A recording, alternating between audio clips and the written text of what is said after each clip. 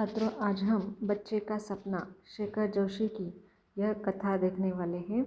तो पहले हम शेखर जोशी का परिचय संक्षिप्त में देख लेते हैं। शरद जोशी ने कथा लेखन को दायित्वपूर्ण कर्म मानने वाले सुपरिचित इस तरह के वे कवि का जन्म 10 सितंबर 1932 को अल्मोड़ा जनपद उत्तर प्रदेश के ओलिया गांव में हुआ। इंटरमीडिएट की पढ़ाई के दौरान ही सुरक्षा विभाग में EME अप्रेंटिसशिप के लिए उनका चयन हो गया था और सन 1955 से लेकर 1986 ईस्वी तक इलाहाबाद में एक सैनिक औद्योगिक प्रतिष्ठान में वह कार्यरत रहे और फिर स्वैच्छिक पद त्याग करके उन्होंने स्वतंत्र लेखन शुरू किया। इस तरह से उन्हें काफ़ी सारे पुरस्कार भी प्राप्त हुए थे और उनका लेखन जो है वह निरंतर अभी भी चल रहा है। तो उनकी कहानी या कथा आज हम पढ़ेंगे, बच्चे का सपना।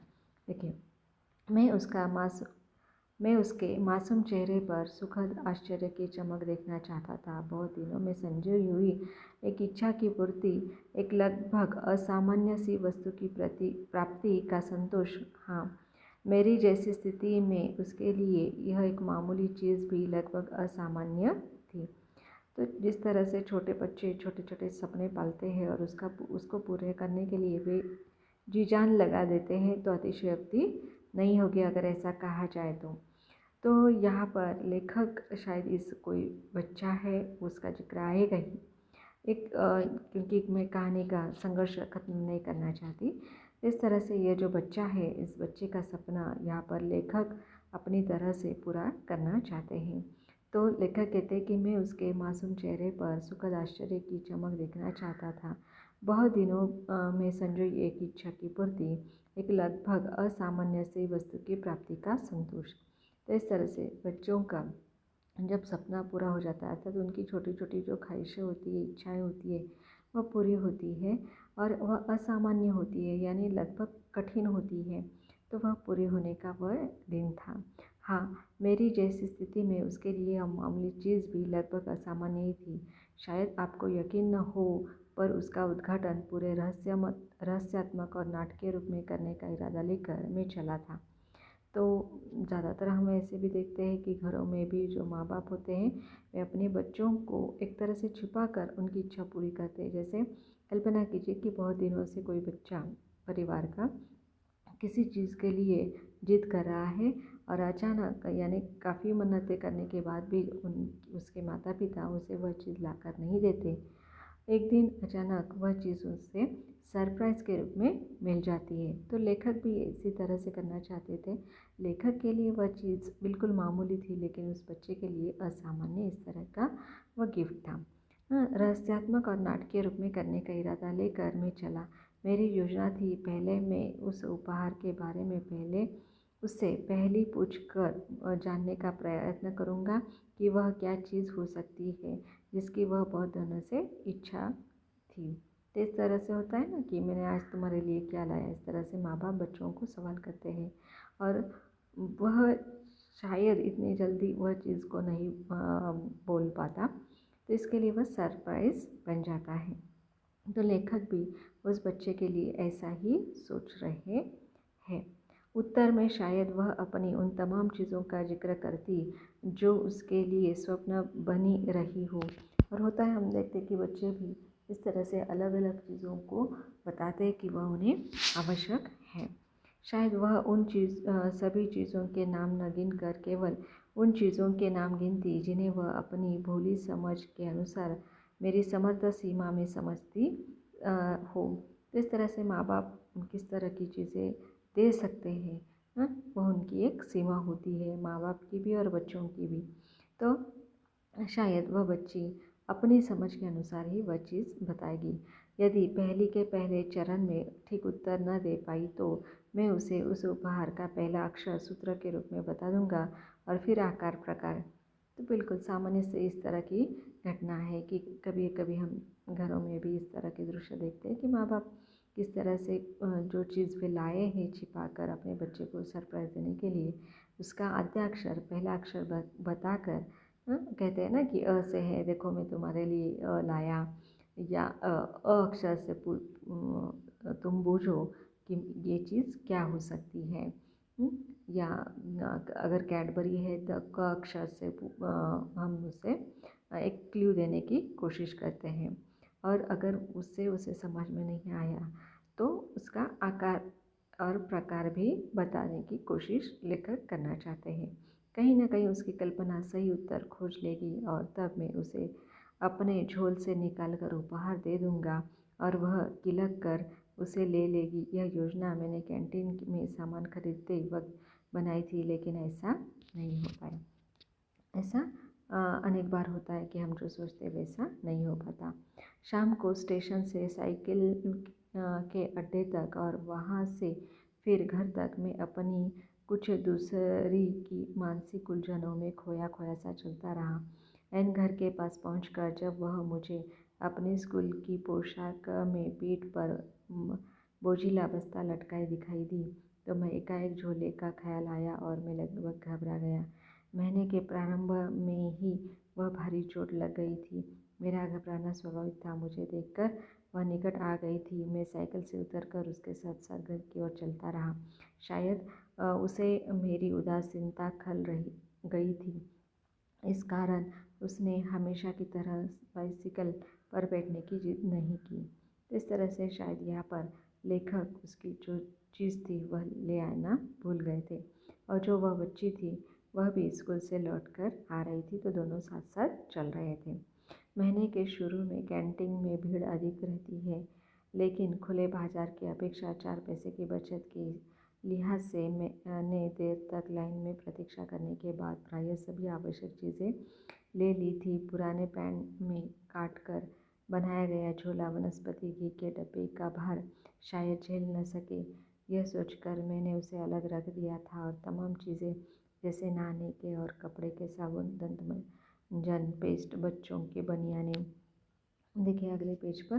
तो इस तरह से जो किराने के सामान है वह सभी यहाँ पर लेखक ला रहे हैं। ब्लेड के पैकेट और दूसरी छोटी मोटी ज़रूरतें की चीज़ें झोले, झोले का मतलब है थैली में भर ली थी। इन्हीं के साथ इतने चाव से उसके लिए लिया हुआ यह ट्रैफिक के पैकेट भी था, जो शायद वैसा ही रहा होगा जैसे उसने अपनी किसी सहेली के जन्मदिन पर उसके उपहारों में देखा था, भरा पूरा चमचमाता हुआ, जिसमें कभी कभार मिल जाने वाली एक दो नहीं सैकड़ों ट्रॉफियाँ रही होगी। इस तरह से यहाँ पर लेखक की यह बेटी है और लेखक अपने बच्ची को बहुत सारी चॉकलेट देना चाहता था, जो एक चमचमाते हुए पैकेट में रहती है। मैंने उदास चेहरा शायद उसकी माँ ने पढ़ लिया मेरा उदास चेहरा शायद उसकी माँ ने पढ़ लिया। औरतों में खासतौर पर जिनकी छोटी मोटी गलतियाँ आप अक्सर खोज खोज कर निकालते रहते हैं, इसी बात की नैसर्गिक प्रतिभा होती है कि वह आपकी किसी बड़ी गलती को, जैसे आप लाख छुपाने की कोशिश करें, तत्काल पकड़ लेती है। अपनी उदासी के कारण छिपाने की कोई ज़रूरत भी नहीं थी, बल्कि मैं चाहता था कि उनकी राय से इसका समाधान ढूंढा जाए।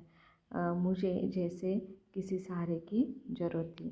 तो देखिए यहाँ पर लेखक शायद जो ये कर्म या कार्य कर नहीं पाए हैं, तो इसके लिए वह अपनी पत्नी की सहायता चाहते हैं कि शायद वह अपने बच्चों को समझाए कि वे और किसी दिन यह बहुत सारी चॉकलेट जो चमचमाता हुआ रैपर है उसके साथ लाएंगे। छोड़ो, अब चिंता करके क्या होगा, पत्नी ने सहारा दिया, जैसे उसे चोट को अपने शब्दों की नरमी से सहला दिया हो। मैं उसकी सहानुभूति को मन ही मन आभार मानकर इस तथ्य से अनभिज्ञ नहीं था कि आर्थिक तंगी की स्थिति में यह चोट उधर भी उतनी ही पीड़ा दे रही होगी। तो इस तरह से यहाँ पर शायद अभी यह इसका जो कथानक है वह आगे थोड़ा सा अलग है, जो आप सोच नहीं सकते। तो इस तरह से यहाँ पर लेखक ने अभी तक इस बात को स्पष्ट नहीं किया है। तो लेखक जो यह ट्रॉफी लाने का काम, चॉकलेट लाने का काम नहीं कर पाए हैं, तो उनकी पत्नी शायद ऐसा मानकर चली थी कि वह शायद आगे लेकर आएंगे, क्योंकि हो सकता है कि इनके पास पैसों की कमी हो। इस बेचारी के लिए आज मैं पहली बार टॉफ़ी का डिब्बा लेकर चला था और आज ही अनायास मेरे मुंह से निकल गया, पापा कहीं साइकिल के अड्डे पर तो नहीं छूट गया। वह अब उत्सुक हो उठी। नहीं बेटा, ट्रेन में रह गया।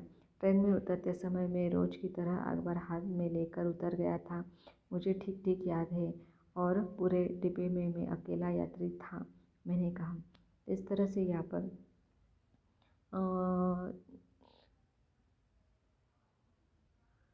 लेखक अपनी बच्ची को बताते हैं कि वे तो ट्रॉफ़ी का डिब्बा लाए थे, लेकिन यहाँ पर फिर कहाँ है। स्वाभाविक है कि उनकी बेटी ने उन्हें पूछा, तो वह कहते हैं कि यहाँ शायद वह ट्रेन में ही रह गया होगा, और लड़की कहती है कि साइकिल के अड्डे पर रह गया होगा। तो लेखक इस बात को स्पष्ट करते हैं कि नहीं, रेलगाड़ी में ही रह गया होगा, वे अकेले थे और अखबार उनके हाथ में था, तो उसके चक्कर में वह डब्बा वहीं पर रह गया। रेल तो अब चली गई होगी, उसने फिर कहा, और साथ ही पत्नी की आंखों में भी जैसे यह प्रश्न क्रोन गया। देखिए यहाँ पर उनकी पत्नी को भी अभी ये स्पष्ट हुआ कि उन्होंने टॉफ़ी का डिब्बा लाया था जो ट्रेन में छूट गया था। ट्रेन कहाँ जाएगी, वह तो लोकल है, लेकिन अब तक कहाँ वहाँ धरा होगा। मेरे स्वर में थोड़ी झल्लाहट आ गई थी। इस तरह से यहाँ पर बच्चे अभी एक ही प्रश्न को बहुत खुरेदते हैं, तो इसी को आगे दोहराते हुए उनकी बेटी ने कहा कि वह तो वहीं पर होगा ट्रेन में।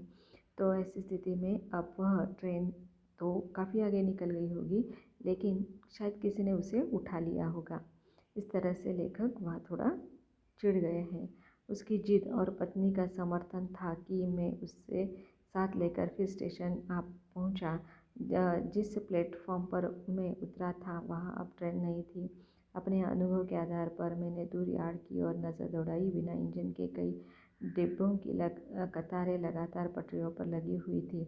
अब इन कतारों में मैं अपनी लोकल ट्रेन को पहचान पाना बहुत आसान नहीं था, लेकिन अब वहाँ तक लौट आने के बाद थोड़े प्रयास करने के लिए मुँह मोड़ना मुझे अच्छा नहीं लगा, और बच्ची का हाथ पकड़कर पटरी चलते ही यार्ड पर पहुँच गया। पुराने डिब्बों को जोड़ तोड़ कर बनाई गई लोकल ट्रेनें पहचानने में विशेष दिक्कत नहीं हुई थी, लेकिन यह निश्चित कर पाना कि मेरे लिए कठिन सा था कि वह कौन सा डिब्बा था जिसमें मैंने सांझ को यात्रा की थी।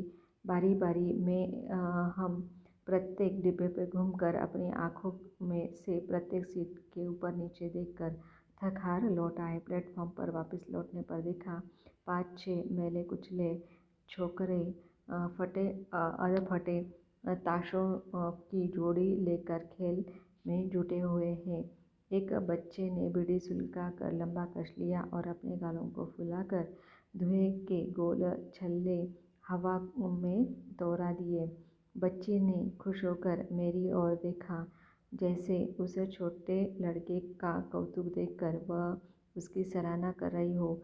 उसके पैर धीमे चलने लगे और मैं भी अनजान ही वहाँ रुक गया। शायद बच्ची की प्रशंसात्मक दृष्टि का असर था, या फिर उसकी ही मौज थी कि बार बार से सभी ने बीड़ी का यह खेल खेलने की कोशिश की। कुछ सफल हुए, कुछ केवल इंजन की तरह मुंह से धुआं निकल कर रह गए। अपने ताश के खेल में वे फिर मग्न हो गए। अपने फटते चिथड़ों, कालिखों, पूते हाथ पैरों और झंकाड़ बालों के बावजूद उनमें से प्रत्येक खिलाड़ी शिकारी किसी मुद्रा में बैठा था, और हर दाव पर चिवट से लड़ने का भाव उनके चेहरे पर तैर रहा था। अभी हम खड़े ही थे कि एक गाड़ी झुक करते सामने आ गई। लड़कों का खेल एकाएक बंद हो गया और सब दौड़कर चलती गाड़ी में अलग अलग डिब्बों में चढ़ गए। तो इस तरह से हमने देखा कि लेखक और उन्होंने अपनी बच्ची को साथ लाया था कि किस तरह की वह जो ट्रॉफ़ी का डिब्बा था उसे ढूंढने के लिए वे आए थे। तो उन्होंने एक दृश्य देखा कि जो 4-5 बच्चे हैं वह भूखे नंगे या किस तरह से सिगरेट पी रहे हैं, ताश खेल रहे हैं। ये दृश्य का वर्णन किया गया है। और सभी इस तरह से ताश खेल रहे थे कि वे जीत जाएंगे। और ऐसी स्थिति में यहाँ पर उन्होंने जब एक गाड़ी आते हुए देखी तो उन्होंने अपना खेल समेटकर उस गाड़ी में वे बैठ गए। घर लौटाने से पहले हारी हुई बाजी का आखिरी दांव लगा लेने की इच्छा को वे न रोक सका। स्टेशन के बाहर निकलने से पहले इस घटना को रिपोर्ट रेलवे पुलिस के कार्यालय में लिखने के उद्देश्य में जब मैं प्लेटफॉर्म के आखिरी सिरे पर बने हुए उस कार्यालय में पहुंचा तो वहां पर केवल एक सिपाही बैठा हुआ था। मैंने संक्षेप में उसे अपने आने का उद्देश्य बताया और रिपोर्ट दर्ज कर लेने का अनुरोध किया। हाँ, रिपोर्ट लिखानी है, किस बात की? उसने इस प्रकार पूछा जैसे जो कुछ मैं बता चुका था वह उसने सुना ही न हो। मैंने बताया ना कि मेरा झूला ट्रेन में छूट गया था। किस ट्रेन में? लोकल में 5 बजे आती है। तो अब तो का उत्तर क्या देता? लगा कि मुझे उसने टालने की गरज से निरर्थक बातों में उलझा रहा हो। आपका टिकट कहाँ है? उसने चुस्ती से पूछा, जैसे हकीकत का क्रम शुरू कर रहा हो। मेरा सीज़न टिकट है। जेब से टिकट निकाल कर मैंने उसकी तरफ बढ़ा दिया। तो यहाँ पर लेखक ने उसे भी पुलिस में रिपोर्ट लिखाने की कोशिश की है, इसका वर्णन किया गया है। और इस बच्ची का उसने अपनी तहकीकात जारी रखी। यह मेरे साथ नहीं थी, अब घर पर थी। मैंने आपको बताया ना कि मैं घर जाकर फिर लौटा हूँ। मैंने उसे समझाने का प्रयत्न किया, लेकिन अभी तो आप उसके साथ स्टेशन के अंदर हैं। उनके स्वर में कुछ सख्ती थी।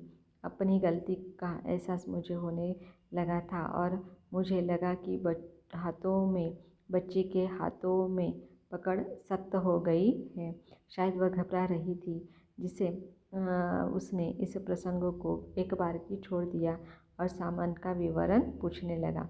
तो इस तरह से आप जानते हैं ना, बिना टिकट कोई भी प्रवासी, जिसे हम प्लेटफॉर्म टिकट कहते हैं, वह प्लेटफॉर्म पर भी नहीं जा सकता। इस तरह का एक नियम उनका होता है। वह उस बच्ची का टिकट पूछ रहे हैं। फिर उसे छोड़कर यहाँ पर लेखक उस पुलिस वाले से देखिए बातचीत में क्या कह रहे हैं। हाँ, तो घी, साबुन, तेल, बनियान कितने थी? 6 साइज़ यही रही होगी। 2 मेरे नाप की, 2 14-15 साल के लड़के की नाप की और 2 8-10 साल के लड़के की नाप की। और क्या क्या था? वह जैसे सामान के बारे में कुछ रुचि लेने लगा था। मैंने सारा विवरण उसे दे दिया तो रिपोर्ट लिखने के बजाय उसने एकाएक प्रश्न किया, आपके पास माचिस है? नहीं, मैं बीड़ी सिगरेट नहीं पीता। मैंने अपनी सफाई दी। अच्छा, तो आप बीड़ी सिगरेट नहीं पीते? उसने कहा और उठकर दरवाजे तक आ गया। उसके इस वाक्य में मुझे एक बार की उपेक्षा, तिरस्कार और अधिकार की गंध लगी। अब मुझे अपने आप झुलझुलाहट होने लगी और मैं वहाँ से निकल जाना चाहता था। बाबू साहब, यह स्टेशन है, 1000 तरह के लोग आते जाते हैं। सामान में आपका नाम तो नहीं लिखा है? साधारण सामान है, कोई भी अपने थैले में डाल कर ले गया होगा। प्लेटफॉर्म पर खोमचे वाले छोकरे होकरे से पूछ लीजिए, किसी ने तो नहीं देखा। उसने मुझे निपटाने के लिए जैसे ये शब्द कह गए थे, मैंने राहत की सांस ली और लौट गया। चलती गाड़ी में चढ़ते हुए उन छोकरों की स्मृति बार बार मन में क्रुंज जाती थी। हो सकता है लोकल में पहुंचने पर भी वे ऐसे ही एक एक डिब्बे में पहुंच जाते होंगे। अपनी व्यस्तता में मैंने ट्रेन में उतरते समय इस बात का ध्यान नहीं दिया था। हो सकता है कि मैं इनमें से ही किसी ने मेरे हाथ का सामान लग गया होगा और दौड़ धूप सफल हो गई हो। खाली हाथ पर घर पहुंचने तक इस घटना की सूचना घर के अन्य सदस्यों तक पहुंच गई थी और वे सभी सामने लौटने की प्रतीक्षा कर रहे थे। इस छोटी मोटी आर्थिक क्षति के अतिरिक्त अपनी लापरवाही का दृष्टांत बनाने की ग्लानि, दिन भर की दौड़-धूप और रिपोर्ट लिखवाने की कोशिश झेली गई जलालत का कुछ ऐसा असर था कि मैं बहुत प्रयत्न करने पर भी अपनी उदासी से मुक्ति न पा सका। मेरी गलती को तत्वहीन और नगण्य सिद्ध करने और मुझे उत्साहित करने के लिए जैसे घर के हर प्राणी में होड़ सी लग गई थी। चलो, जैसे घी का डब्बा मिला होगा, 2-4 दिन जमकर पूड़ी पराठे खाएंगे और हमें दुआएं लगेंगी, बड़के ने कहा। तो इस तरह से यह स्पष्ट था कि उनका जो सामान था वो चोरी हो चुका था और जिसमें उन्होंने ट्रॉफियाँ अर्थात चॉकलेट भी लाई थी। और भोजन के बाद ट्रॉफी का स्वीट डिश जमेगी। छोटू ने पता लगाया तो बच्ची समेत सब हंस दिए और उदासी का कुआसा थोड़ा सा छट गया। यानी परिवार वालों ने भी उनकी बातों को समझ लिया और यहाँ पर उन्होंने एक छोटी गलती मानकर, हो सकता है कि उस सामान से किसी का भला होगा, यह बात सोचकर यहाँ पर सभी भूल गए और उसका मजाक बना रहे थे। छोटू ने भी तो कभी कभी बना, भैया यहाँ एक इतना छोटा सा लड़का था, तुम्हें से छोटा, बीड़ी से इस तरह के धुएं के छल्ले बना रहा था कि क्या बताओ। बच्ची चहकने लगी। छोटू भी तो कभी कभी बना देता है। बड़के के मौके को रंग देकर एक ढकी छवि सच्चाई का उजागर कर दिया तो छोटू पसीना पसीना हो गया। एक धुएं के छल्ले वालों के तकदीरों में लिखा था तुम्हारा डिब्बा। मैंने अपने मन का संशय उजागर कर दिया। तो देखिए, छोटे बच्चों में ये जो बड़े लोग बीड़ी सिगरेट पीते हैं तो उसी का अनुकरण ये छोटे बच्चे करते हैं। तो हो सकता है कि लेखक के बच्चों ने भी ऐसा प्रयोग किया था, ये स्पष्ट होता है। लेकिन वह बात वहीं समाप्त हो जाती। लेखक जो है वो इस बात को स्पष्ट करना चाहते हैं कि उन्होंने ही उन बच्चों को इस तरह के ये चॉकलेट दिए हैं। सच पापा? बच्चे ने चौंक कर पूछा। और नहीं तो क्या, देखा नहीं कैसे चलती गाड़ी में लपक कर चढ़ रहे थे। मैंने अपने कथन को आधा देने के लिए तर्क प्रस्तुत किया। अगर ऐसा था तो तुम उन छोकरों से एक बार पूछ तो लेते। पत्नी के स्वर में पहली बार हल्का सा रुखापन था। तो ये स्पष्ट ही लेखक यह कहना चाहते हैं कि उन बच्चों ने ही उनका डिब्बा और सामान चुराया होगा। पूछकर क्या होता, कहीं इधर उधर कर दिया होगा। और क्या सबूत है? मैंने पूरा प्रयत्न किया कि अपने स्वर में किसी प्रकार का रुखापन न आने दूँ। रात में सोते समय मैंने अनुभव किया कि बच्ची की सारी कल्पना उन छोकरों पर ही केंद्रित होकर रह गई थी। यह देखकर अच्छा लगा कि वह इस खेल में सुख ले रही थी। शायद बड़के की बात उसके मन में बैठ गई थी। उसके माँ बाप लोग कुछ नहीं कहेंगे पापा। वह अपनी घरेलू नैतिकता के बाड़े में अपनी गुत्थी सुलझा रही थी। इन्हें चोरी करना पाप होता है, जिस तरह से बच्चों को बताया जाता है। और ये छोटे बच्चे तो दिन दहाड़े चोरी करते हैं। वे मवाली छोकरे थे बेटा। उनका न कोई घर बार होता है, न बाप बाप का ठिकाना। आज यहाँ तो कल वहाँ। मैंने उसे समझाने की कोशिश की। यह शायद उसके लिए नया रहस्य था। बहुत देर तक वह गुमसुम सी पड़ी रही, जैसे यह यथार्थ को समझने की कोशिश कर रही हो। इस तरह से हम जिस तरह से परिवार के सदस्य, उनके संस्कार, उनका प्यार, उनका स्नेह, तो ये गरीबों के लिए या जो भिखारी होते हैं या अनाथ होते हैं उनके लिए ये एक स्वप्न सा होता है और उनकी कल्पना बच्चों के लिए काफ़ी दुखदायी होती है। यह शायद उसके लिए नया रहस्य था। बहुत दिन समय तक वह गुमसुम रही और यह यथार्थ सोचने की इन्हें ऐसा भी होता है, यह सोचती हुए रह गई। कुछ देर बाद भी वह फिर वातावरण में लौट आई। उसने कहा, कल ये लोग खूब साबुन मलकर नहाएंगे। कैसे काले हाथ पैर थे न। हाँ, शायद कोयला बिनते ढोरे हो। मैंने कहा। तो इस तरह से यहाँ पर लेखक के सामान में साबुन भी था नहाने का और कपड़े धोने का। तो लेखक की जो बच्ची है वह इस तरह की कल्पना करती है कि शायद उनके पास साबुन नहीं हो रहा होगा नहाने के लिए ही और ना ही कपड़े धोने के लिए। तो ये दोनों चीज़ें उन्हें मिल गई है। तो कल ये लड़के जो है वह काफ़ी साफ सुथरे दिखाई देंगे। आपके झोले में तेल भी था ना। खूब चमचमा कर बाल बनाएंगे। वह अपनी कल्पना में उन्हें नहला धुलाने में सवार रही थी। उसने गोल गोल छल्ले बनाए थे। वह तो बिल्कुल छोटू भैया जैसा लग रहा था। उसकी बनन वैसी बिल्कुल ठीक आएगी। फिर जैसे एक अद्भुत संयोग उसे याद आ गया और वह बिछौने में कुहनी टिकाकर किलक उठी। पापा, वे 6 लड़के थे और बनियानें भी पूरी 6 हैं। अब के नाप की थी। अब सभी बच्चों की कल्पना में वह नहा धोकर सर संवार कर तैयार हो गए थे और शायद मुंह में बीड़ी की तरह ट्रॉफियाँ रखकर चुबलाने लगे थे। देखिए ये छोटे बच्चे किस तरह से कल्पना करते हैं। मैंने उसे दूसरी बातों में बहलाकर सुलाने की कोशिश की और थोड़ी देर बाद शायद वह सो भी गई या मुझे नींद आ गई। सुबह जब मैं काम के लिए तैयार हो गया तो बच्ची सोई हुई थी। अभी शाम को लौटते ही उसने प्रश्न किया। मैं असमंजस में पड़ गया। पापा वे लड़के मिले? वास्तव में मैंने प्लेटफॉर्म में उतरकर उन लड़कों को देखने की कोशिश की थी, लेकिन एक साथ दो दो गाड़ियां आने के कारण प्लेटफॉर्म में भीड़ में उन्हें खोज लेना संभव नहीं हुआ था और व्यर्थ चेष्टा समझकर मैं घर की ओर चल दिया था।